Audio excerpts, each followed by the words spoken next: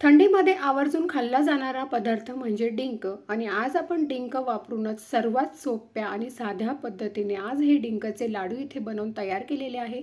बनवायला अतिशय साधे आणि सोपे आहे. अगदी तुम्ही पहिल्यांदाच जरी हे लाडू बनवले तरी ते अगदी परफेक्टच जमतील. चला तर मग वेळ न वाया घालवता लगेच व्हिडिओला सुरुवात करूया. त्यासाठी सर्वात अगोदर गॅसवर एक कढई गरम करायला ठेवलेली आहे. कढई गरम झाली की त्यामध्ये 2 चमचे इथे मी खसखस घेतलेली आहे. खसखस आपल्याला सुरुवातीला तूप वगैरे काहीच न घालता अशीच आपल्याला ती भाजून घ्यायची आहे. खसखस भाजायला फारसा जास्त वेळ लागत नाही. अगदी मिनिटभरातच ही खसखस भाजली जाते आणि अगदी एकसारख्या रंगावर आपल्याला ही खसखस भाजून घ्यायची आहे. खसखस इथे भाजून झालेली आहे, काढून घेऊ. त्यानंतर इथे मी पाऊण वाटी साजूक तूप घेतलेलं आहे. जसं लागेल तसं थोडं थोडं करून आपण हे तूप वापरणार आहोत. सुरुवातीला 1 चमचा यामध्ये मी तूप घातलेलं आहे. तूप हलकंसं गरम झालं की त्यामध्ये 20 ग्रॅम इथे मी बदाम घेतलेले आहेत, 20 ग्रॅम काजू आणि 10 ग्रॅम इथे मी अक्रोड घेतलेले आहेत. तुपामध्ये आपल्याला हलकेसे हे परतवून घ्यायचे आहे. छान थोडीशी कुरकुरीत होईपर्यंत आपण याला परतवून घेणार आहोत.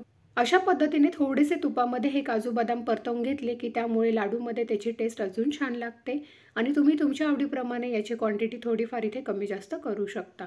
अगदी 1 ते 2 मिनिटातच तुपामध्ये अगदी छान असं याला मी परतवून घेतलेलं आहे. तुम्ही पाहू शकता हलकासा याचा कलर इथे चेंज झालेला आहे. यापेक्षाही जास्त याला तुपामध्ये परतवायचं नाही आहे. आता हे एका प्लेटमध्ये आपण काढून घेऊयात. त्यानंतर त्याच कढाईमध्ये इथे मी पुन्हा तूप ॲड करणार आहे. तर साधारण 3 चमचे यामध्ये मी तूप घालणार आहे, कारण आता आपण डिंक तळून घेणार आहोत आणि डिंक तळण्यासाठी थोडंसं तूप इथे जास्त लागतं. तर 3 चमचे यामध्ये मी तूप घेतलेलं आहे. तूप आपलं गरम झालं की त्यामध्ये इथे मी 1 वाटी डिंक घेतलेला आहे. वजनी याचं प्रमाण आहे 100 ग्रॅम. तर सुरुवातीला आपल्याला अगदी थोडं थोडं करून आपल्याला हा डिंक तुपामध्ये तळून घ्यायचा आहे आणि डिंक तळताना आपल्याला तो अगदी व्यवस्थित एकसारखा तळून घ्यायचा आहे, म्हणजे अजिबात तो मध्ये कच्चा वगैरे राहणार नाही आणि अगदी छान फुलेपर्यंत आपण याला तळून घेणार आहोत. डिंक हा आपल्या आरोग्यासाठी अतिशय फायदेशीर असतो. डिंकामध्ये विविध प्रकारचे पोषक घटक असतात. प्रथिने, फॉलिक ॲसिडचे प्रमाण जास्त असते. त्यामुळे डिंकाचे सेवन केल्याने आपल्या शरीराला भरपूर ऊर्जा मिळते आणि आपली रोगप्रतिकारक शक्तीसुद्धा वाढण्यास मदत होते. शिवाय डिंकाच्या सेवनाने पचनसंस्थेशी निगडीत समस्यासुद्धा दूर होतात. शिवाय महिलांच्या बऱ्याच समस्यांवर, कंबरदुखी, सांधेदुखीवर सुद्धा डिंक हा भरपूर गुणकारी आहे. त्यामुळे हिवाळ्यामध्ये डिंकाचं सेवन हे आवर्जून केलंच गेलं पाहिजे. बऱ्याच वेळेस डिंकाचे लाडू म्हटलं की डिंकाचं प्रमाण हे कमी प्रमाणात घेतलं जातं, पण आज आपण इथे भरपूर डिंक वापरलेला आहे. साधारण 100 ग्रॅम इथे आपण डिंक हा वापरलेला आहे. डिंक छान तळून झालेला आहे, काढून घेऊ एका प्लेटमध्ये. सर्व डिंक तळून झाल्यानंतर उरलेल्या तुपामध्ये आता खारीक भाजून घेऊया. तर इथे मी 1 वाटी खारीक घेतलेली आहे. वजनी याचं प्रमाण आहे 150 ग्रॅम. तर खारीकसुद्धा तुपामध्ये आपल्याला अगदी मंद आचेवर साधारण 1 ते 2 मिनिटांसाठी भाजून घ्यायची आहे. खारीक भाजायला जास्त फारसा वेळ लागत नाही, पण अगदी एकसारख्या रंगावर आणि अगदी सतत आपल्याला ही परतवून घ्यायची आहे, जेणेकरून ही तळायला करपणार नाही. नाहीतर जी खारीक आहे ती पटकन कढईला करपू शकते. त्यामुळे आपल्याला सतत तिला परतत राहायचं आहे. अशा पद्धतीने 1 ते 2 मिनिटात खारीक आपली परतवून झालेली आहे, तीसुद्धा काढून घेऊयात. त्यानंतर 2 वाटी इथे मी खोबरं घेतलेलं आहे. खोबरं अशा पद्धतीने किसणीने किसून घेतलेलं आहे. वजनीसुद्धा याचं प्रमाण आहे 150 ग्रॅम. तर खोबरंसुद्धा आपल्याला अगदी मंद आचेवर छान तांबूस रंग येईपर्यंत भाजून घ्यायचं आहे आणि सतत चमच्याने अशा पद्धतीने आपल्याला ते परतत राहायचं आहे, म्हणजे सर्व साईडने अगदी एकसारख्या रंगावर खोबरं भाजलं जातं. आणि वाटीच्या प्रमाणात म्हणाल तर 1 वाटी इथे आपण खारीक पावडर घेतलेली आहे. त्यासाठी बरोबर 2 वाटी इथे मी किसलेलं हे खोबरं घेतलेलं आहे. खोबरंसुद्धा आपल्याला छान तांबूस रंग येईपर्यंत भाजून घेतलेलं आहे. जास्तसुद्धा याला काळपट करायचं नाही आहे, नाहीतर मग लाडूमध्ये त्याचीसुद्धा टेस्ट बिघडते. आता हे भाजलेलं खोबरंसुद्धा आपण एका प्लेटमध्ये काढून घेऊयात. त्यानंतर आपण जे ड्रायफ्रुट्स आणि खसखस भाजून घेतलेली होती ते सर्व एका छोट्या मिक्सरच्या भांड्यामध्ये इथे मी काढून घेतलेलं आहे आणि हे सर्व साहित्य आपल्याला मिक्सरमधून थोडंसं फिरवून घ्यायचं आहे.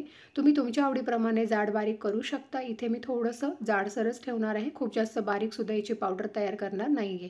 चला तर मग हे मिक्सरमधून फिरवून घेऊयात. तर हे पहा अशा पद्धतीने दरदरीत हे मिक्सरमधून फिरवून घेतलेलं आहे. त्यानंतर आपण जो डिंक तळून घेतलेला होता तो अशा पद्धतीने इथे माझ्याकडे पावभाजी मॅशर आहे. त्या मॅशरने मी अशा पद्धतीने त्याला थोडंसं बारीक करून घेणार आहे. तुम्हाला जर डिंक अशा पद्धतीने थोडासा जाडसर ठेवायचा नसेल तर तुम्ही संपूर्ण डिंक मिक्सरच्या भांड्यामध्ये घालून त्याची बारीक अशी पावडरसुद्धा इथे तयार करून घेऊ शकता. पण मी हा डिंक जास्त बारीक करणार नाही आहे, थोडासा जाडसरच ठेवणार आहे. त्यामुळे अशा पद्धतीने मी हे मॅशर घेतलेलं आहे आणि याच्याने अशा पद्धतीने आपण याला बारीक करून घेणार आहोत. डिंक तुपामध्ये तळलेला असल्यामुळे तो छान कुरकुरीत फुलतो आणि अगदी पटकन छान मॅशरने तो मॅश होऊन जातो. तर हे पहा अशा पद्धतीने मी याला बारीक करून घेतलेलं आहे. खूप जास्त बारीक याची पावडर तयार केलेली नाही आहे, थोडंसं रवाळच ठेवलेलं आहे. बऱ्याच जणांना डिंकाचे लाडू खाताना डिंक दाताखाली आलेला आवडत नसेल तर त्याला मिक्सरमधून तुम्ही बारीक करून घेऊ शकता. तयार केलेला आता हा सर्व डिंक आपण एका परातीमध्ये काढून घेऊया, ज्यामध्ये आपण खारीक पावडर आणि खोबरं काढून घेतलेलं आहे त्यामध्येच मी हा डिंकसुद्धा काढून घेतलेला आहे. त्यानंतर आपण जी काजू आणि बदामाची पावडर तयार करून घेतलेली आहे ती सुद्धा यामध्ये काढून घेणार आहोत. अर्धा चमचा इथे सुंठ आणि जायफळ पावडर घेतलेली आहे ती सुद्धा यामध्ये घालायची आहे आणि सुरुवातीला सर्व साहित्य आपल्याला हाताने एकदा मिक्स करून घ्यायचं आहे, एकजीव करून घ्यायचं आहे अशा पद्धतीने. तर इथे मी हे सर्व साहित्य अशा पद्धतीने थोडंसं जाडसरच ठेवलेलं आहे. तुम्हाला जर अशा पद्धतीने हे साहित्य जाडसर नको असेल तर तुम्ही संपूर्ण साहित्य मिक्स झाल्यानंतर एकदा मिक्सरमधून सुद्धा हे बारीक करून घेऊ शकता तुमच्या आवडीप्रमाणे.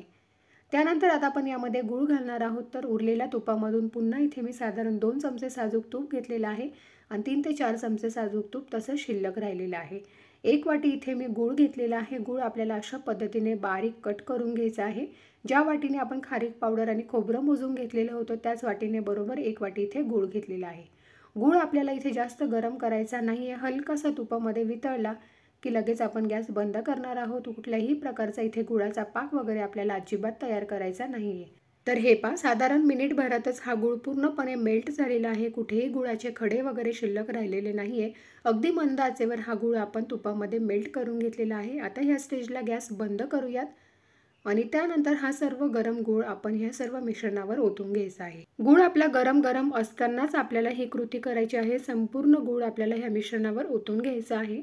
सुरुवातीला गूळ गरम असल्यामुळे चमच्याने आपण एकदा हे व्यवस्थित असं मिक्स करून घेणार आहोत. संपूर्ण साहित्यामध्ये गूळ आपल्याला व्यवस्थित असा मिक्स करून घ्यायचा आहे आणि हलकंसं कोमट झालं की त्यानंतर हाताने आपण हे सर्व साहित्य मिक्स करून घेणार आहोत, एकजीव करून घेणार आहोत. अगदी जेवढे कमीत कमी साहित्य वापरता येतील तेवढ्या कमीत कमी साहित्यामध्ये आज आपण हे डिंकाचे लाडू इथे तयार केलेले आहेत आणि अतिशय साध्या आणि सोप्या पद्धतीत तयार केलेले आहेत. अगदी कोणालाही सहज जमतील एवढी ही साधी आणि सोपी पद्धत आहे. तर आता सर्व साहित्य मिक्स करून झाल्यानंतर गरम असतानाच आपण याचे लाडू बांधून घेणार आहोत.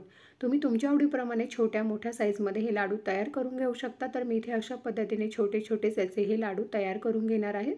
एक लाडू इथे आपला मस्त बनवून तयार झालेला आहे. काढून घेऊ एका प्लेटमध्ये आणि अशाच पद्धतीने मी तुम्हाला अजून एक लाडू इथे तयार करून दाखवते. तर हे पहा दुसरा सुद्धा लाडू मस्त गोल गरगरीत असं इथे आपला बनवून तयार झालेला आहे. छान दाबून दाबून आपल्याला याचे लाडू तयार करून घ्यायचे आहेत. हे पहा दुसरा सुद्धा लाडू इथे बनवून तयार झालेला आहे. तर सर्व लाडू इथे मी तयार करून घेतलेले आहेत. मस्त गोल गरगरीत असे आपले हे डिंकाचे लाडू इथे बनवून तयार झालेले आहेत.